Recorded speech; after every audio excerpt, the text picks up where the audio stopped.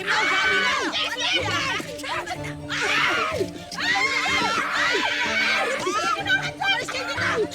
Demonyo kayo! Pauling! Pauling!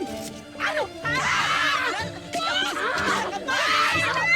Tama na! Magbabayad naman ako eh! Magbabayad naman po ako! Hindi nyo na kailangan magbubugan. Ha? Puro ka magbabayas? Ano ba ginawa niyo sa akin, ha? Binuhusan mo pa ako ng suka, napakabastos niyo talaga! Ang asim kasi ng ugali mo! Basta asin!